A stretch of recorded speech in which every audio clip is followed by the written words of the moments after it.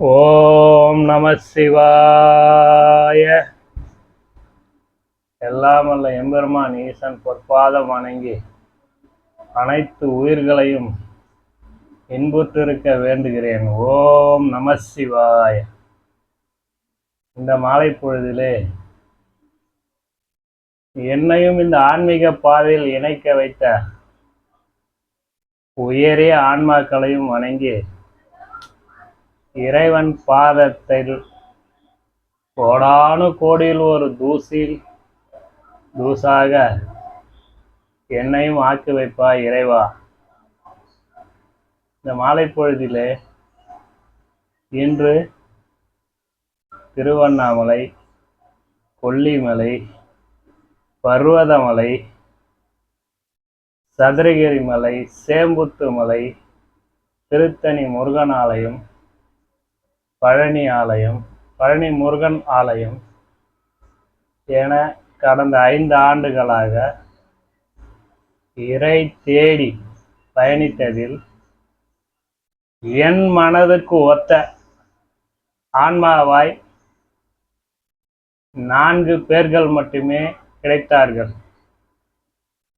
அனைத்து ஆன்மாக்களும் ஒரு நிலைதான். அவரவர்கள் நிலையில் இருந்து என் மனதிற்கு ஏற்ற என்னை படைத்த ஆன்மாவிற்கு சக ஆன்மாவாய் ஒரு 4 ஆன்மாக்கள் கிடைத்தது.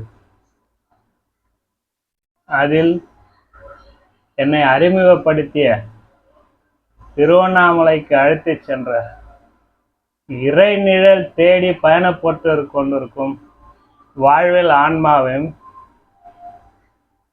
அங்கு பழகிய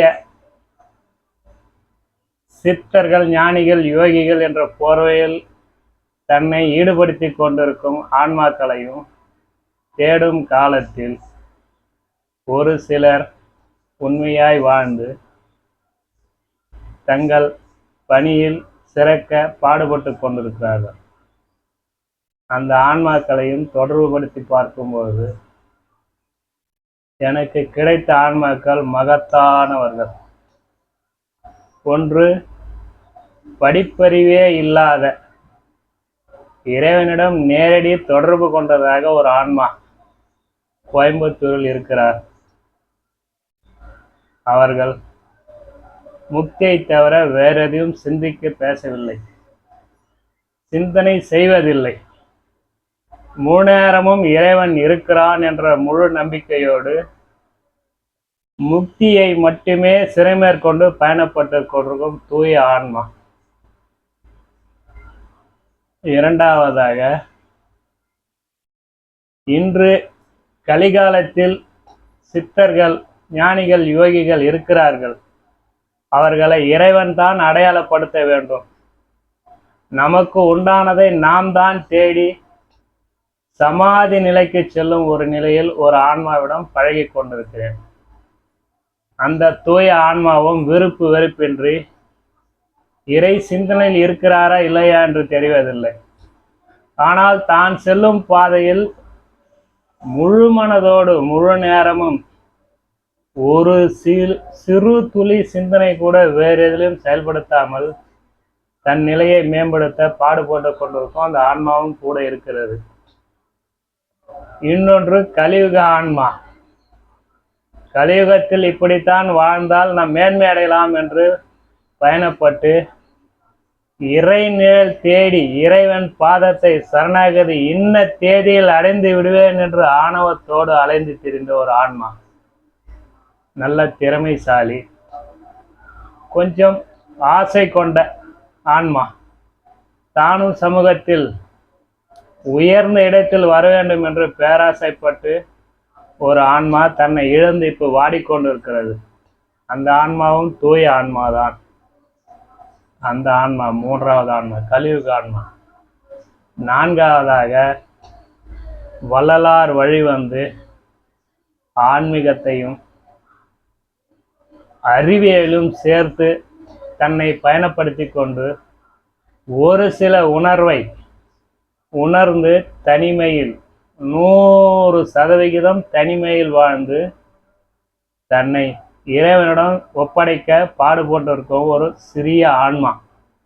அந்த சிறிய ஆன்மாவும் உயர்ந்த பதவியில் வர எல்லாமல்ல பரம்பொருள் ஈசன் அருள்வான் என்று வேண்டி கேட்டுக்கொள்கிறேன். இந்த 4 ஆன்மாக்களிடமும் தனக்குண்டானதை தேடும் காலத்தில் உள்ளதை உள்ளபடி கூறி தன்னையும் அதில் ஈடுபட வைத்த ஆன்மாக்களை சிரம் தாழ்த்தி வணங்குகிறேன். இந்த ஆன்மாக்களை எனக்கு அளித்த இறைவனையும் வணங்கி அவர் பாதத்தில் சரணாகதி அடைகிறேன். இதில் கோயம்புத்தூரை சார்ந்த படிப்பறிவு இல்லாத ஆன்மா ஒரு நாள் ஒரு சிறிய விளக்கம் தான் உணர்ந்ததை எளிமையாக நீரில் அமர வைத்து, கழுத்தளவில் நீரில் அமர வைத்து, முழு சிந்தனையோடு ஒரு 5 நிமிடம் கண்ணை மூடி அமைதியாக இருக்க சொல்லி தான் கூறும் அந்த இறை உருவம் தன்னெதிரே தோன்ற வைத்தார். அந்த நேரம் மெய் சிலிர்த்து போனது. அவர் கூறிய உருவம் கண்ணெதிரே நூலிழை போல் வந்து மறைந்தவுடன் நீரிலும் வேர்த்தது. எனக்கு உடல் வெடவெடுத்தது.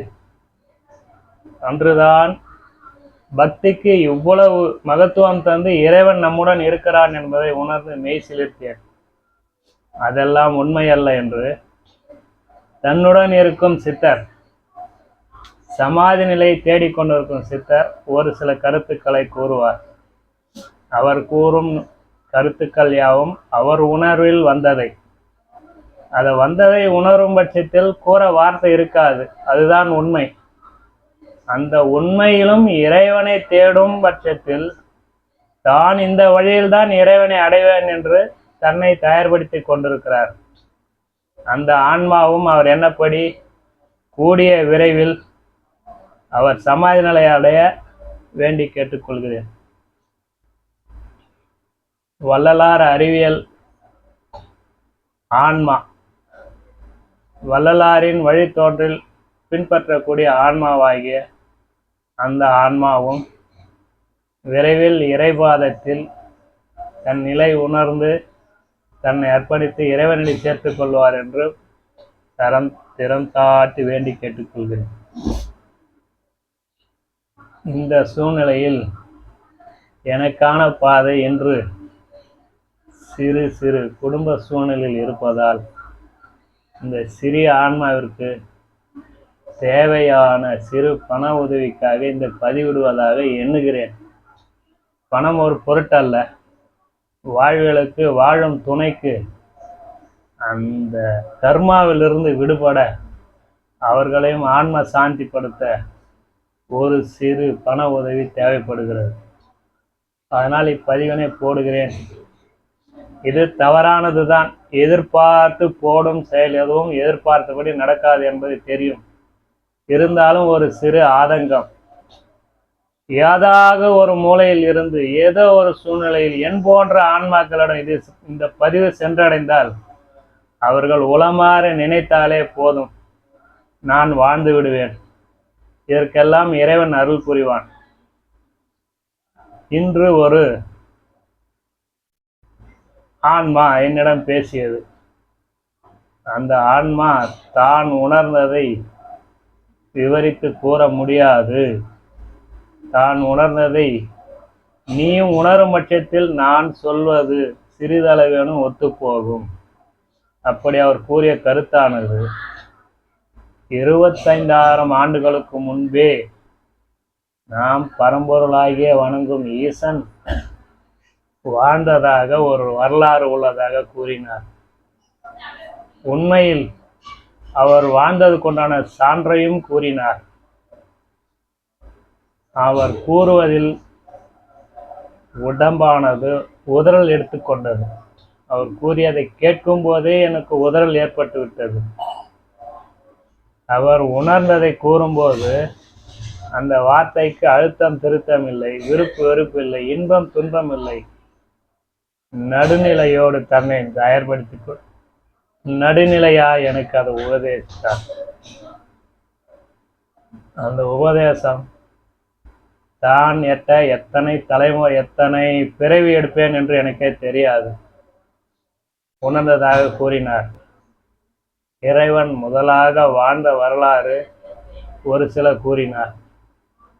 அதெல்லாம் உண்மையோ பொய்யோ என்று தெரியாது. ஆனால் இறைவன் இருக்கிறார் என்பதை உணர்ந்த பிற்பாடு அதை நான் வெளியிடுவது தவறாக கருதுகிறேன். இறைவா, என்னை மன்னித்தருள்வாய். ஓம் நம சிவாய.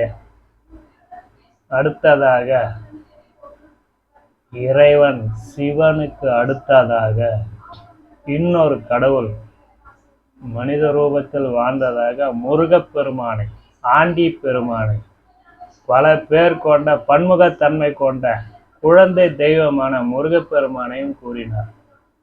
இவர்கள் 2 பேரும் உண்மையில் பல 100 ஆண்டுகளுக்கு முன்பே வாழ்ந்ததாக கூறினார். அவர் உணர்வில் தெரிந்ததை கூறினார். மற்ற தெய்வங்கள் யாவும் குறைந்த தெய்வம் அல்ல. ஒரு வழி பாதையில் பயணிக்கிறோம். அந்த பாதையில் ஏற்படும் இடரில் துணைக்கு வரும் உருவகத்தை வைத்து மற்ற தெய்வங்கள் எல்லாம் பிரதிஷ்டிக்கப்பட்டதாக, ஞானிகளால் பிரதிஷ்டிக்கப்பட்டதாக, அவர் எண்ணத்தில் தோன்றிய உருவங்களை கடவுளாக பிரதிஷ்டிக்கப்பட்டதாக கூறினார். அதுவும் ஒரு சில நேரத்தில் யோசனை பண்ணும்போது அப்படியும் இருக்கலாம் என்று தோன்றுகிறது. இன்று கண்டதை கேட்டதை எல்லாம் உண்மையான நம்பி நாம் பிதற்றி கொண்டிருக்கும் நேரத்தில் இறைவன் கோடானு கோடியில் ஒருவரை உண்மையாய் வாழ வைப்பதால் அவரை சார்ந்தவர்கள், அவர் இருக்கும் திசையில், அவர் இருக்கும் இடத்தை சுற்றி இருக்க மக்கள் அனைவரும் நலமுடன் வாழ்ந்து கொண்டிருப்பதாக எனக்கு தோன்றுகிறது. இதெல்லாம் கடந்து போகும் என்று கூறுகிறார்கள். கடந்தாலும் போகாது. அவர்களுடைய நற்செயல் நிலைத்து நிற்கும். பூமி உள்ளவரை பூமி தாய்க்கும், இறைத்தன்மையாக வான்வெளியில் வாழ்ந்திருக்கும் நம்மை படைத்த இறைவனுக்கும் அன்னைக்கும் தந்தைக்கும் உள்ளான தொடர்பு இது. அதை நாம் பிரதிபடுத்தி பார்க்க வேண்டியதில்லை. அவர்கள் மடியில் தவழ்ந்து, அன்னையின் மடியில் பிறந்து, அவர்கள் காட்டிய வழியில் இறைவன் பாதத்தில் சரணாகதி அடைந்து அவர் நம்மை வழிநடத்துவார் என்று நம்புகிறேன். ஒவ்வொரு நாளும் தோன்றும் நாட்கள் புதிதாக தோன்றுகிறது. ஆனால் நாமோ பழைய குப்பைகளை வாரிக்கொண்டு சுமையாக சுமந்து கொண்டு வாழ்க்கையில் சுமைப்படுத்திக் கொள்ளுகிறோம். இதெல்லாம் விடுத்து எதிர்காலத்தை எப்படி ஆகும் என்று, எதிர்காலம் நமக்கு எப்படி அமைய வேண்டும் என்று கற்பனையில் ஒன்று தன்னை பாழ்படுத்தி கொண்டிருக்கிறோம். இதெல்லாம் வீணான செயல்கள். நடைமுறையில் நாம் ஒவ்வொரு நிமிடமும் இருக்கும் நிலையில் இருந்து இருக்கும் நொடியில் நாம் வாழ கற்றுக்கொண்டால் இறைவழியில் விரைவில் சென்றடையலாம் ஆனந்தமாக. அந்த ஆனந்த நிலையை எய்த தம் மனதை ஒருநிலைப்படுத்தி நம் சுவாசம் வலது இடது மாறி மாறி தம்மை ஆட்பட்டு கொண்டிருக்கிறது. அந்த மூச்சு காற்றை வலது வேண்டாம் என்றும் இடது வேண்டும் என்றும் பயணிக்கிறதாக கூறுகிறார்கள். வேண்டாம் என்பது ஈசனாகவும் வேண்டும் என்பது சக்தியாகவும் 2 இறைநிலைகளில் நம்மை அலைகழித்து கொண்டிருப்பதை ஒரு நிலையாக சுழுமுனையில் மூச்சை கவனித்து நிறுத்தி சுழுமுனையில் பாதம் பதித்து நம் ஆன்மாவை இறைவனுடன் செலுத்தி சுழுமுனையில் பாதையை செலுத்தி நாம் வாழும் காலத்தில் எல்லாம் நமக்கு இறை செயலால் நடப்பது என்பதை உணரும் போது இன்பமயமாக இருக்கும் என்பதை தெளிவுபடுத்திக் கொள்கிறேன். இந்த இன்பத்தை விரைந்து அளிக்க மனதில் தோன்றும் எண்ணங்களை அழித்து ஆன்மாவிடம் பேசும் தன்மையை வளர்க்க எல்லாம் அல்ல பரம்பொருள் ஈசன் என்றென்றும் எனக்கு துணை இருந்து எல்லா உயிர்களையும் இன்புற்றிருக்க வைக்க வேண்டுகிறேன். ஓம் நம சிவாய.